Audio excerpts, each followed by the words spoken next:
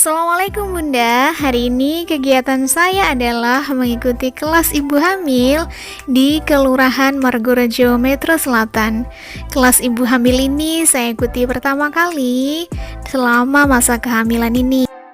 Untuk acara yang pertama dibuka oleh Bidan Eji, kemudian menjelaskan tentang penggunaan buku KIA Kesehatan Ibu dan Anak, yang kemudian dilanjutkan oleh Bidan Utami tentang apa saja jenis-jenis alat kontrasepsi atau KB yang akan kita pakai setelah melahirkan nanti. Ayo kita simak videonya hingga selesai ya Bunda. Semoga bermanfaat. Jangan lupa yang belum like, subscribe, dan komen, silahkan ya, ditunggu. Lalu apa sih tujuan dari kegiatan kelas ibu hamil ini? Dengan mengikuti kelas ibu hamil, diharapkan memperoleh informasi tentang kehamilan, persalinan, perawatan masa nifas, perawatan bayi baru lahir, kebutuhan dan pemenuhan gizi, serta pelayanan kesehatan yang diterima. Jadi, ibu hamil harus mengikuti kelas ibu hamil minimal 1 kali. Kalau bisa diikuti oleh suami ya, Bunda.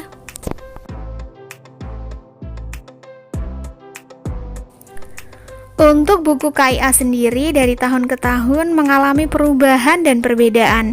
Untuk tahun yang sekarang hanya ada 6 kotak atau 6 kali pemeriksaan selama kehamilan dengan menerima 90 tablet tambah darah selama kehamilan. Sedangkan di catatan kesehatan ibu hamil di buku yang lama ada sekitar 11 kotak catatan kesehatan ibu hamil. Untuk sesi yang pertama, menjelaskan tentang anjuran-anjuran makanan apa saja yang disarankan untuk ibu hamil. Kemudian bagian kedua tentang tanda bahaya pada kehamilan atau masalah lain pada kehamilan. Kemudian apa saja tanda-tanda bayi yang akan lahir, dan apa saja masalah-masalah yang biasanya terjadi pada masa persalinan. Kemudian juga dijelaskan bagaimana cara menyusui ibu dan bagaimana perawatan ibu setelah melahirkan. Kemudian juga disuruh untuk menyiapkan tas khusus untuk kita bawa nanti untuk persalinan, yang mana berisi tentang baju-baju bayi atau apa saja yang kita perlukan di tempat persalinan nanti. Jangan sampai mendadak untuk mempersiapkan tasnya. Namanya kita berusaha.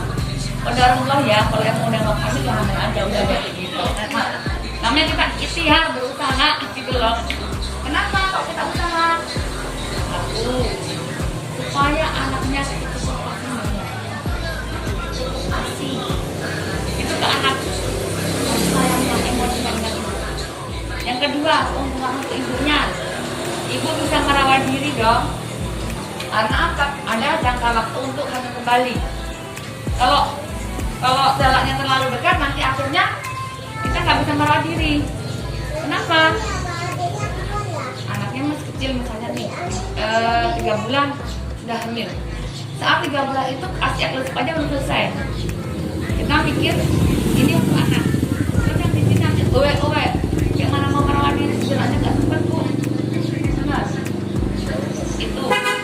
Terus setelah ibunya merawat diri, alat reproduksinya belum kembali untuk kesehatan kayak semula, gitu loh. Kan misalnya gini. Contohnya kita udah kelahiran nih, rahim itu kan semula segini ya bu, gini ya rahim kita itu, kayak isi bayi membesar, geometrinya rupa kayak balon itu, molor dong. Saat lahiran, keluar anaknya, coba kaseta semua bersih. Proses untuk pengembalian rahim yang kecil kecil lagi itu kan perlu waktu. 6 minggu itu baru kecil. Kalau tidak ada yang lain-lainnya, nah kecil 6 minggu. Kemudian, selain itu belum karo untuk yang lain-lainnya. Jahitannya gimana? Kalau yang jahitan, kemudian ada yang sudah sampai bawah, sampai ke anu, itu kan perlu apa ya, waktu. Perlu waktu. Kemudian untuk memperbaiki diri kita perlu nutrisi ke ibunya untuk pemenuhan kebutuhan ASI dan untuk pengembalian kesehatan alat reproduksinya. Itu makanya kita disarankan untuk mengatur jarak kehamilan. Mengatur bukan untuk menetap loh ya, diatur jaraknya. Ibu, anak, suami, keluarga semua bisa harmonis gitu, hubungan psikologisnya, kemudian dari segi finansial, apalah semuanya. Kalau anaknya masih kecil, hamil lagi, yang udah lahiran itu kan pasti nggak akan dapat hasil lagi dong. Nggak mau sendiri dia, mau nggak mau kita berpikir untuk berulang. Mau nggak mau itu, karena kalau umur segitu 6 bulan kayak gitu belum bisa dikasih makan dong, kurang dari 6 bulan. Dia andalannya formula. Untuk beli formula itu kita perlu dana, finansial, ekonomi juga dipikirkan. Nah, biar bisa mengatur keuangan juga, ya kan? Lain masalahnya kalau memang sudah dalam arti kata, maaf ya, orang yang sudah berlebih, dalam arti kata dia siap semuanya, tetap aja kita akan tetap pikirkan kondisi ibunya. Di situ yang nggak bisa dipungkiri, ibunya kurang istirahat, kurang kasihan ke anaknya itu tadi. Nah, kalau yang implan IUD itu juga pasangan, dipasangnya saat haid. Ada loh sekarang yang namanya IUD pasca plasenta. Jadi ibunya hamil nih, melahirkan, bayi keluar, plasenta itu hari-hari keluar, itu dimasukkan ke dalamnya. Maaf, jadi dia nggak begini lagi. Ini kan orang malunya pas gini loh. Iya. Nampak betul. Kalau pas lahiran kan dia nggak malu. Ya mau lahiran nggak malu, mikirin mulut, mau ini, mau juga ini, udah nggak malu. Nah kalau kayak gitu pasti mau, kalau vaksinir aja, aku malu juga ini. Sama aja loh. Itu yang di alat kontrasepsi. Kalau yang sekira tadi 5 tahun. Saya kalau sebelum 5 tahun mau hamil lagi mau buka. Bilang 3 tahun. Kalau itu setiap hari minumnya. Kalau yang suntik tadi ada 3 bulan dan sebulan. Jelas? Ada yang mau ditanyakan? Silakan. Tinggal pilih yang mana? Ya, itu pilih yang mana? Sama nih. Komunikasi dengan suami. Jangan sampai saling menyalahkan. Nanti kita kayak kata Mbak ini tadi, Mbak, kalau dia gemuk nih misalnya untuk kambing, kalau kita dong nonton kita endut singgung lo saya ini yang katakan singgung saya ini udah gemuk karena kabit ini. Nah nyambung yang tadi Mbak, kalau orang yang cocok itu gimana? Cocok nih kayak mana definisinya cocok itu?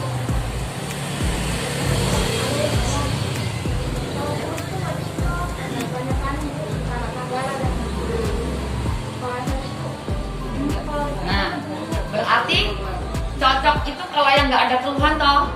Ya, cocok itu nggak ada keluhan. Saya pacaran sama itu cocok, lo saya nggak pernah berantem, nggak ada keluhan, saya cocok sama dia. Gitu, misalnya. Berarti semua alat kontrasepsi yang kita pakai kalau kita nggak ada keluhan itu berarti cocok. Kadang nggak nagar, oke aja nih santai, nggak ada flek-flek di antara dua mata haid yang namanya ketika ada nyaman aja. Kalau ada keluhan misalnya, kok saya menambah berat badannya sekali suntik ya, 3 bulan ya, 2 kilo, 3 kilo itu lama-lama gede, sayang bajunya guys, nggak cocok. Atau tambah kurus, Ngeplek ininya ada di wajah nggak cocok. kita. Pokoknya prinsipnya yang nggak ada keluhan, udah itu berarti cocok. Karena kayak kata Bu Eci tadi, ini dengan ini berbeda-beda, nggak sama. Bagi saya cocok pakai IUD ini belum tentu. Yang kesana itu cocok pakai implan ini belum tentu kan gitu. Ya, itu prinsipnya. Mana yang nah itu. itu.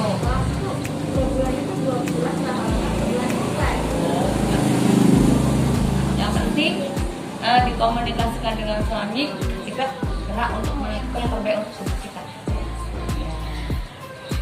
Terus saya mau bukain sedikit. Adik, down ya. Oh iya, ini apa yang KB suntik itu karena ini sih benernya aja gitu, kebanyakan katanya ya, saya belum tahu ini dianya agak susah kalau punya anak lagi, jaraknya terlalu jauh katanya bunganya gitu. Nah itu apa memang salah satu resikonya atau memang gimana itu Bu? Maksudnya dengernya saya kayak gitu. Kalau yang suntik KB suntik itu kan termasuk hormonal. Isinya itu MPA, medroxyprogesterone aksetat. Fungsinya itu untuk menekan hormon kesuburan sehingga tidak ada kematangan sel telur. Ya, jangan makan ini sel telur kita. Jadi kalau toh kita dibuahi nggak akan hamil, itu mungkin maksud orang itu, kan? Karena nggak ada kematangan sel telur, kadang-kadang dia tidak haid. iya sampai Kalau kita itu nggak haid kan nggak ada yang sel telur matang tuh, jadi nggak subur. 10 tahun. Nah, maunya kalau dari kemarin itu yang saya ikuti seminarnya, mana gini Bu, kalau sudah KB itu selama 8 kali, berarti 2 tahun ya, kalau 8 kali ganti hormonal, nggak pakai KB atau pakai pil yang bisa untuk memancing kehamilan, kesuburan maksudnya. Jadi berhenti suntik, stop dulu. Mau nggak hamil boleh pakai kondom atau pakai pil KB supaya dia haid. Kalau udah haid lancar 3-4 bulan berilah boleh. Itu cara yang mensiasatinya.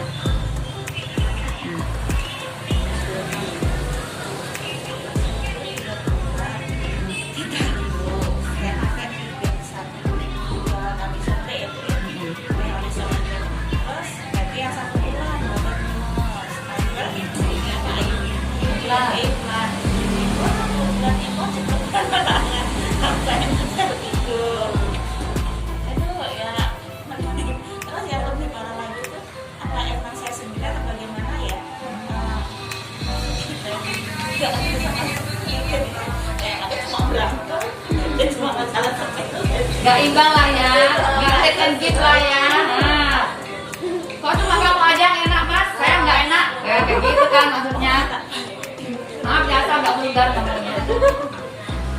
Nah itu kayak gitu kalau sudah 3 bulan, karena dia emang menekan hormon kesuburan. Nggak itu nggak ada lama-lama lebih dia menurun kemampuan seksualnya. Apalagi yang tahunan. Bu, udah punya buku ini semua kan ya? Yang ini udah diisi belum? Yang menyambut persalinan. Agak isi, oke. Sebenarnya itu yang isi bukan buku bidan. Sendiri. Ya, udah terangkan. Kenapa sih kok kita harus mengisi ini? Namanya amanah persalinan. Tujuannya adalah agar persalinan itu aman dan selamat ibu dan bayinya. Itu tujuannya sebenarnya. Kenapa? Karena di sini sudah mencakup semuanya. Di mana kita akan bersalin, tanggal berapa, sudah ada ya. Ada pilihan 1 dan 2. Kenapa kok ada 2 pilihan?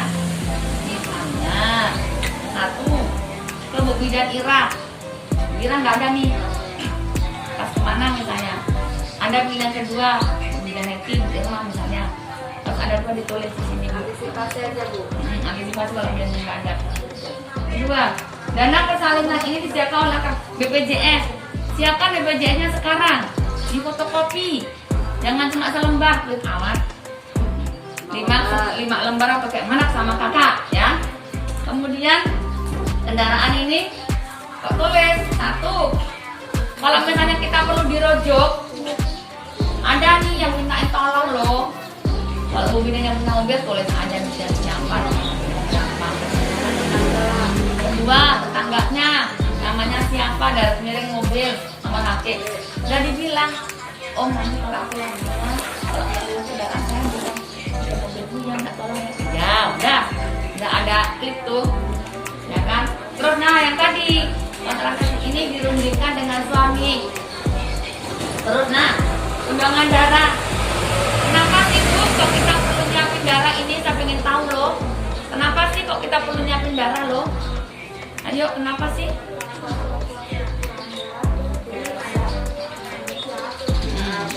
Caranya kayak mana tuh ngomong ke orangnya? Kan Mbak Fauzia nih perkiraan lainnya udah 12 nih. Nah, kayak mana ngomongnya?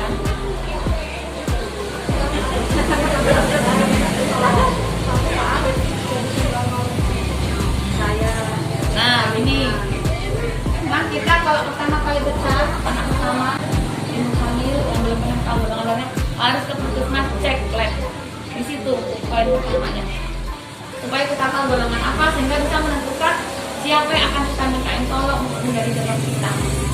Terus bilangnya kayak gini, Mbak, sampai golongan apa? A. Ya tolong ya Mbak, aku perkiraan persalinannya bulan 12.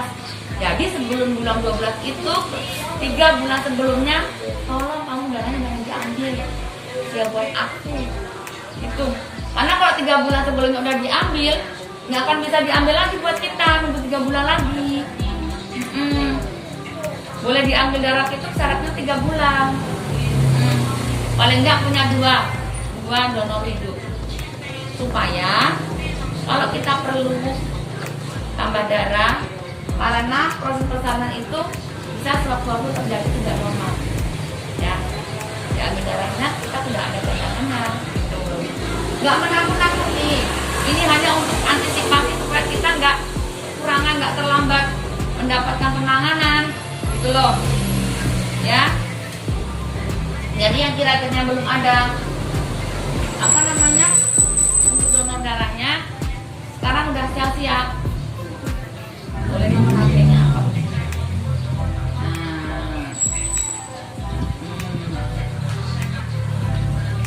Terus yang sudah periksa lab di awal triple E yang HBS akhir skala udah semua ya. Akhir kehamilan nanti cek lagi Bu untuk HB.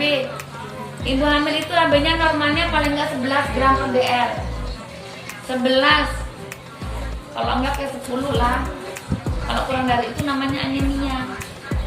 Anemia itu kita gampang lemas, gampang capek, apa namanya lelah, kantukan.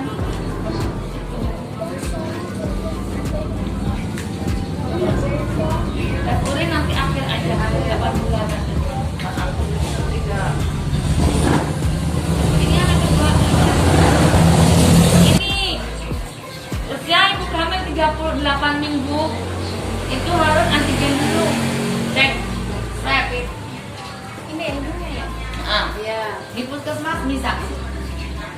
Kenapa kok kita harus cek? Supaya untuk persalinan yang akan datang nanti kita sudah aman. Kalau memang ada yang positif, misalnya positif nih, persalinnya harus di ruang isolasi ke RSU Ayani, nggak boleh keluar kayak ini, nggak boleh. Karena penanganannya khusus supaya tidak terjadi penularan ke bayinya, ke petugasnya, ke keluarganya. Itu sih pokoknya. Berapa itu waktunya berapa perkiraannya? 38 minggu, jadi 2 minggu sebelum taksiran. 37, 38 lah. Satu November. Kamu udah antigen belum? Kita bawa Mas, ayah nih. Mama dia. Donornya udah siap.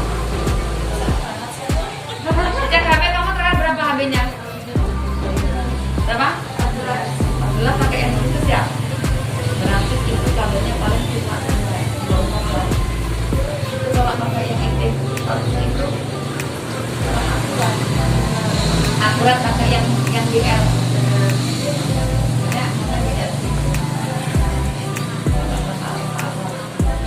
Mau KB apa kamu Lan?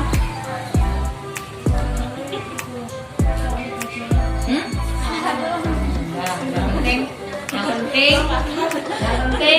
kamu kan sesar tertib Dua, mudah-mudahan nggak bocor, itu aja doanya.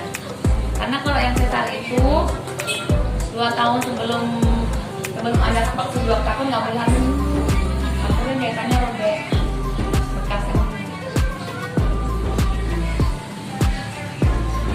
Ibu-ibu ini udah minum sampai tambah darah semua belum ya? Lebih dari 90 tablet selama hamil. Minta. Ya kasih ya.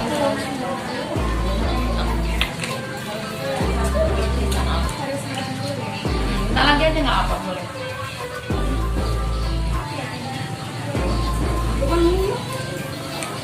Itu aja dari saya. Kalau nggak ada yang tanya lagi. Oh ya, yang belum vaksinasi siapa? Saya.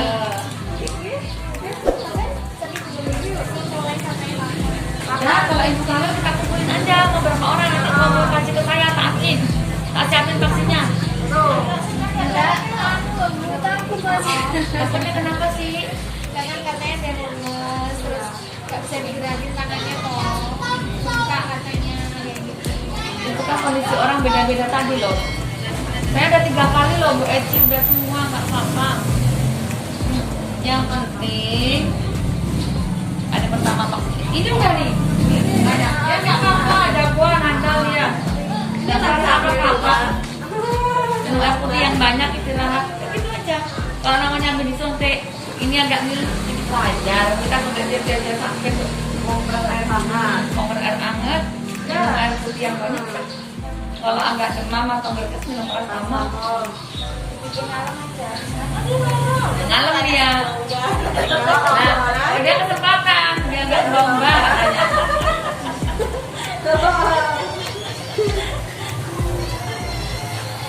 Itu saja ya. Pak Iri, assalamualaikum warahmatullahi wabarakatuh.